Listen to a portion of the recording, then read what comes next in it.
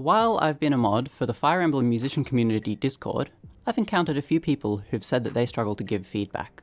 So if you want to know how to improve giving feedback and how to get more out of feedback, this is my advice. Now, I won't say I'm an expert in giving feedback, but I am known to give a lot of it. The fact that I'm not the best composer or producer on the server should be comforting, because it means that you don't have to be the best to have something valuable to say. Even if you have doubts about yourself, listen to this, and you might find that you're more capable than you thought. If you have ears and can listen, you can form opinions on that and then develop it into actionable feedback. I believe that everyone has the potential to say something valuable and worthwhile, and I'll try to help you do that. Even if you're not a musician, the advice in this video can still help you improve your creative works. You can use the same processes to give feedback for art, writing, speaking from personal experience, design, many other creative endeavors. Getting good at giving feedback is not only helpful to others, it's helpful to your own creations. Firstly, because you can recognize issues in others' tracks which occur in your own, and then apply them to your own, overcoming self-blindness.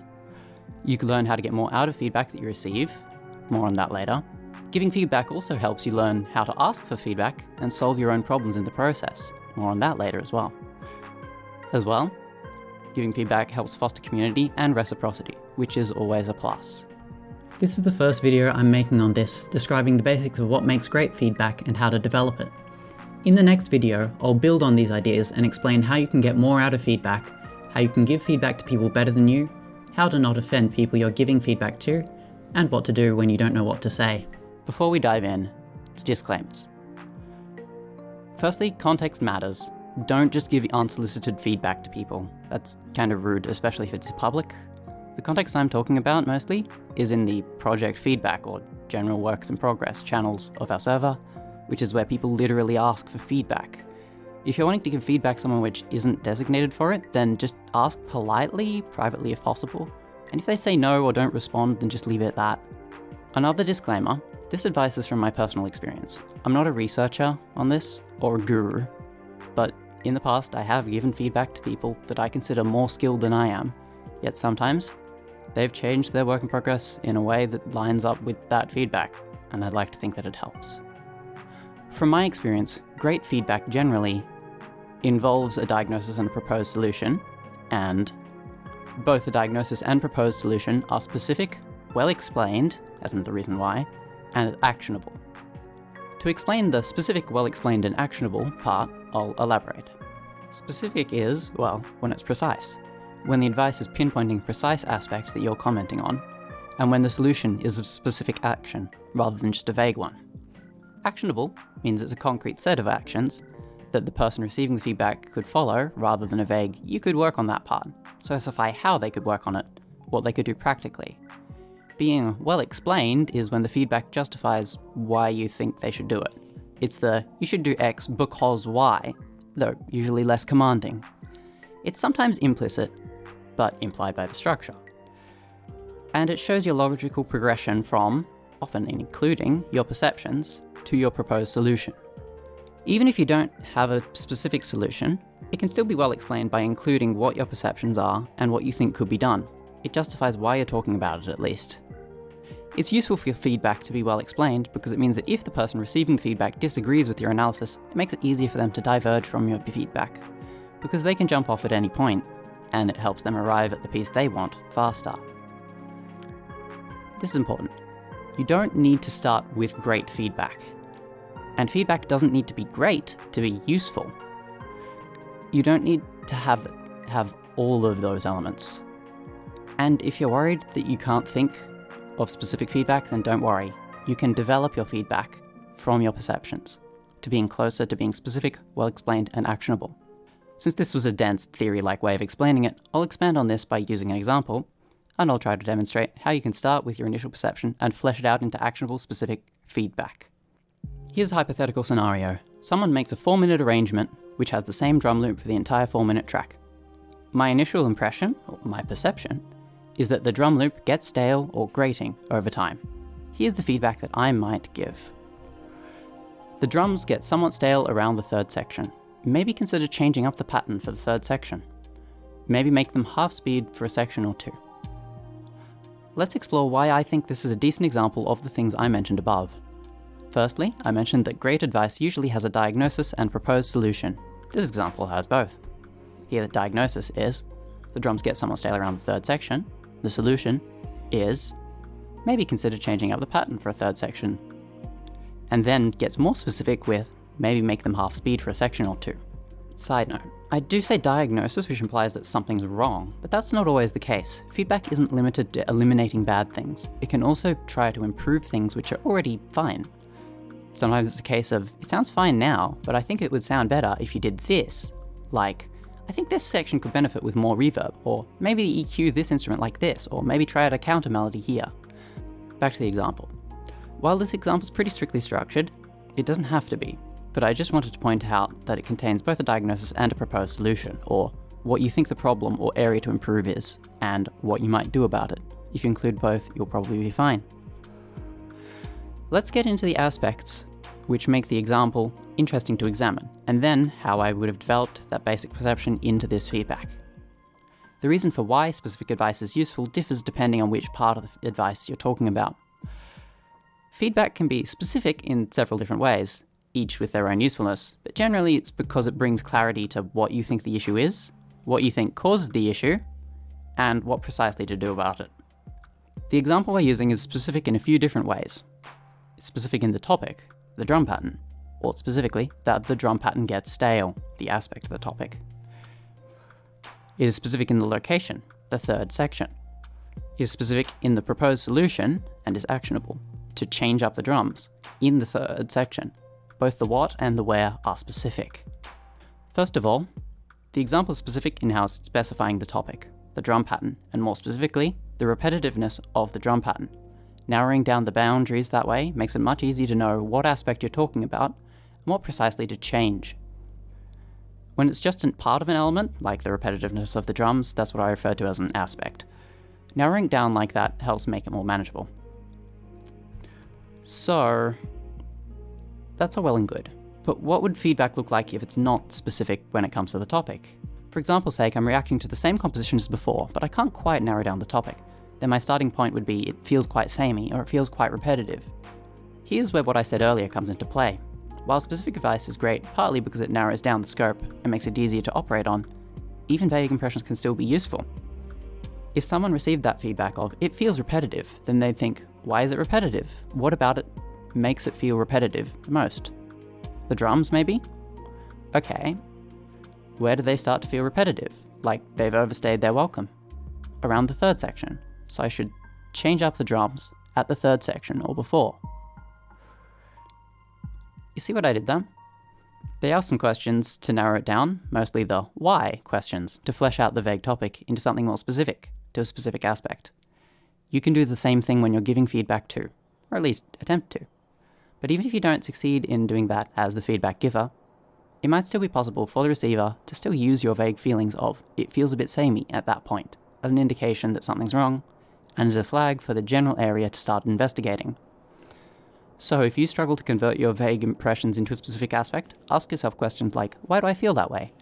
What about it makes me feel that way? Which aspect of the track could be causing it? The repetitions, the instruments, the volumes, what? While having a specific topic is better than not, I think it's better when feedback includes both this vague topic and the specific topic. This is because having the vague topic, the initial impression, helps explain where your advice is coming from, why you thought it was a problem. This is what makes it well explained. While you might be able to develop the feedback into being specific, you'll usually start with a basic impression. Just try writing down what you notice when you listen, what you hear, what you feel, what impression you get.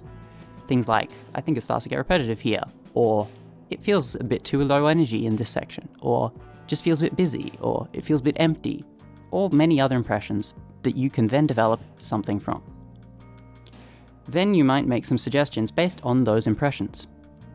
If it starts to get repetitive, you can change something. If it's too low energy, add some. If it's busy, clean it up. If it's empty, make it more full through various means. And you can think of which ones you might suggest, or which you prefer in that circumstance.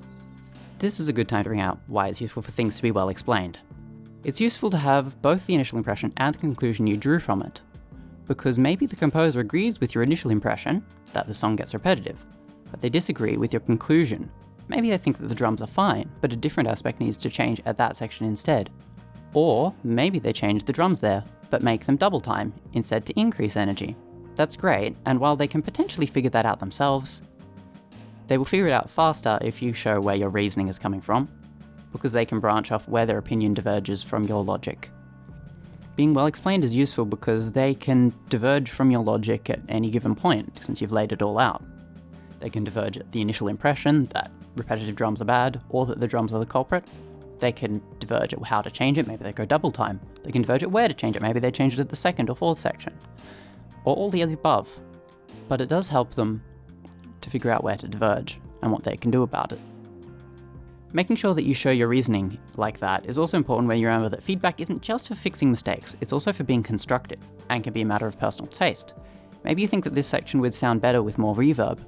Maybe you think that they could use a more aggressive low-pass filter in that section to make it sound more subdued. That's more useful than add more reverb to this section, use more aggressive low-pass filters in that section, because the language you use naturally indicates whether you're critiquing an error or suggesting an improvement. In the main example, the way it's well explained is mostly implicit, but it's through how it's structured. It starts with the vague impression that it has repetitive drums, which implies that repetitive drums are bad, rather than explicitly stating it. It then narrows down what it's talking about, where it's talking about it, the location, then justification of the proposed solution comes from the other sections. Repetitive equals bad, therefore change pattern, half speed is a different pattern. It doesn't need to be ordered in this specific way though. You could structure it like, maybe you could change the drums in the third section to be half time. That would make them feel less repetitive. This puts the solution first, but the thing which makes it better advice than a simple, make the drums in the third section half time, is that it explains and justifies the solution, even if just through the structure. In short, a way to make sure that your feedback is well explained is to include the vague topic, which is the cause of what made you think that there's a problem, and therefore explaining the issue to fix, and the why to fix it. It's a diagnosis and the reason behind the solution. Certainly they may disagree, but you've made it a lot easier for them to do so. Back to ways that specific feedback is good. Another way that the example feedback is specific is in its location. It specifies the third section of the song. That narrows down the scope of where you're talking about, helpful both to more clearly indicate what precisely you're referring to, and where precisely to implement the changes. This is a real-world example where I received some advice which included some specific locations of where to implement changes. I really appreciate that. It makes things a lot easier to pinpoint. This is, of course, especially helpful if the problem only occurs in a specific section, and if you can provide timestamps, that's even better. For example, the melody instrument is way too loud in the third section, between 125 and 157.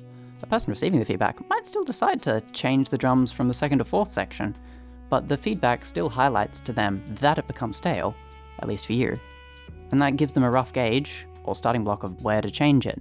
This also avoids potential disagreements of which part is the third section versus the second, etc. Now, while I just said that specifying location is helpful when the problem occurs in a specific section, the main example's problem doesn't necessarily occur in just one section, because the problem there is repetitiveness, which occurs throughout. However, the fact that it specifies the location is important for me for a somewhat meta reason, because it demonstrates the value of your opinion. Let me explain. In the previous sections, we derived the feedback from asking why to our initial impressions, but if we do that here, we'll reach a logical dead end, because you can't logically justify why something sounds stale to you in that particular section versus the other sections without the question becoming an infinite regress. So you have to trust your impression, and say, that's just where it feels like it becomes stale to me. That's the impression I receive. You have to trust in that impression, that perception, that opinion, and trust that it's valuable enough to share. I trust that it's valuable enough to share. That's why I made this video, to try to help you share it.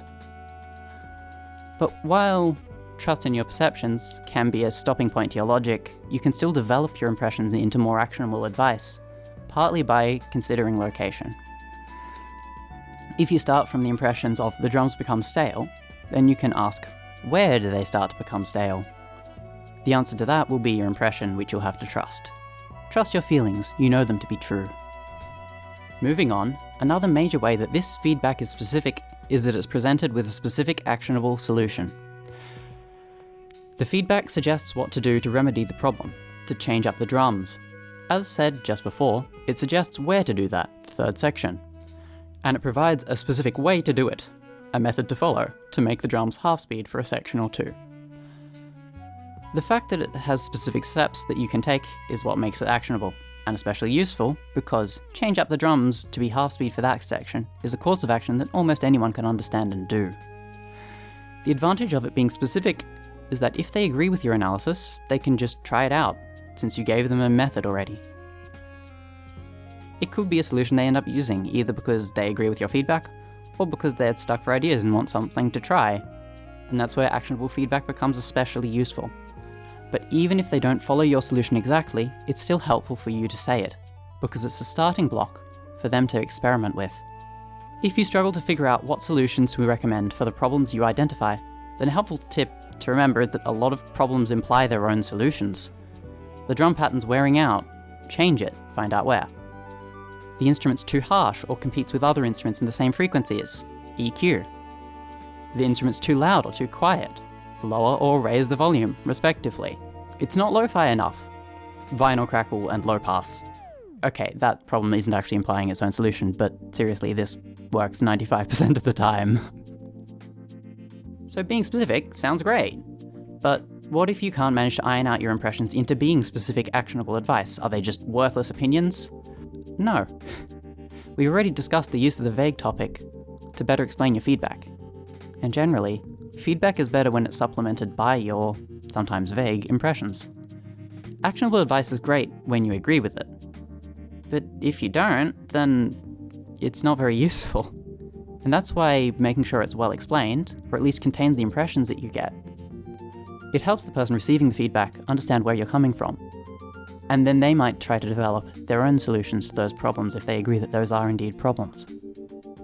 So if you're unsure about your actionable solution, your analysis or anything, then that's fine, include that impression anyway.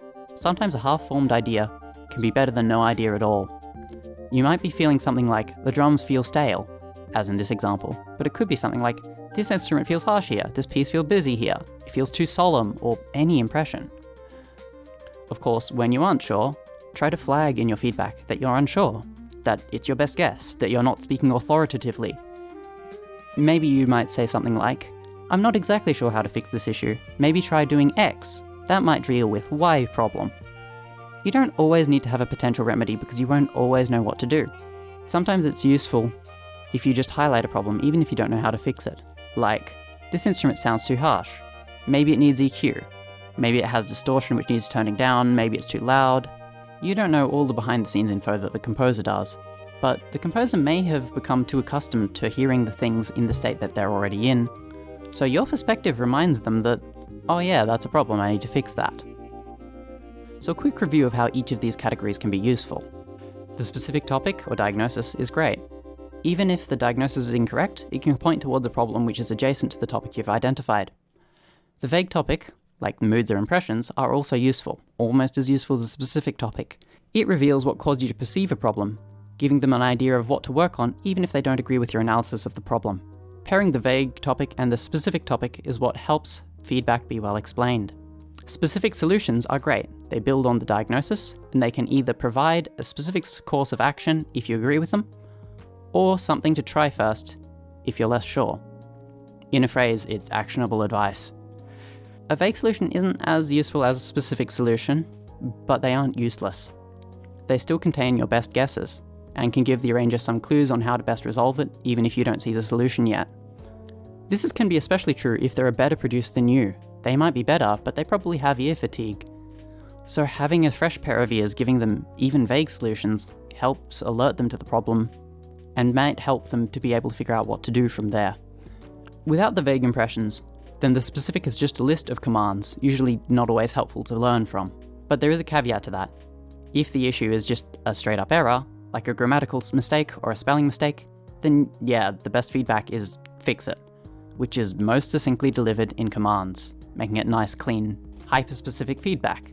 Think about using track changes in a word processor. Anyway, I promised to show how I might flesh out the main example when just starting from a vague impression. Of course, this is a hypothetical example, not based on a real one, so the specifics are fabricated. Just roll with it. Same with the things in gold, just take them for granted for this example.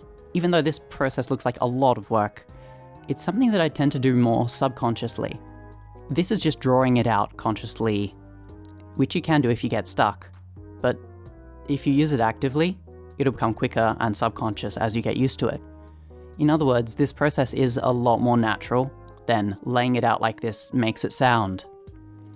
This is just a demonstration of some of the processes I've reflected on using over the years when giving feedback.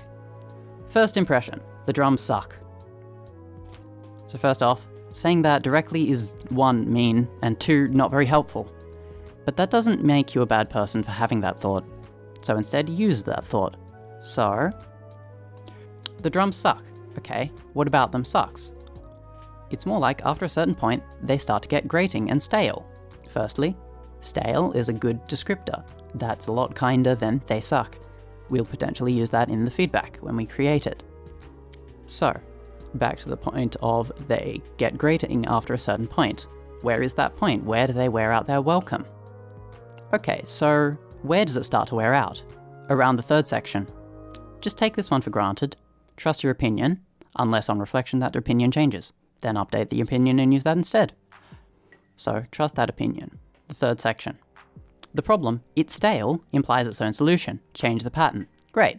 So, how do I think they should change up the pattern to make it more interesting? Perhaps add a sample, remove a sample, change the style of the beat, maybe just have a quick silence then resume.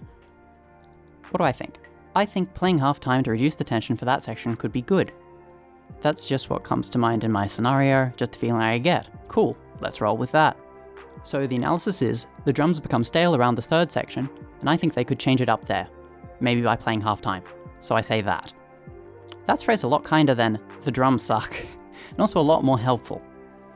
It's also actionable, and while it's technically more implied through structure than directly well explained, it still says enough of the reasons for the justifications to be obvious. In fact, I didn't even include to relieve tension a bit in the actual explanation, but perhaps that's something I could do to explain it even better. You might think, how do you do all of this? This is a lot of work. But that's not quite the case. I just went as in-depth as possible here, but you don't have to, and for the most part this is me trying to retroactively explain my thoughts. A lot of this processing would be subconscious. Remember, the original feedback was a couple of sentences, and just about one aspect. Your feedback as a whole doesn't need to be monolithic or comprehensively covering everything as an essay, despite what my usual MO would have you believe. Sure, you might also comment on several other aspects, but it doesn't need to comprehensively cover everything. Just do what jumps out at you. Essentially, think, what do I feel? Why do I feel that way? What makes me feel that way? Therefore, what could they do about it? Then try writing that in a couple of sentences. That covers the basics of what makes great feedback. In the next video, I'll build on these ideas and explain how you can get more out of feedback, how you can give feedback to people better than you, how not to offend people you're giving feedback to, and what to do when you don't know what to say. I hope to see you there.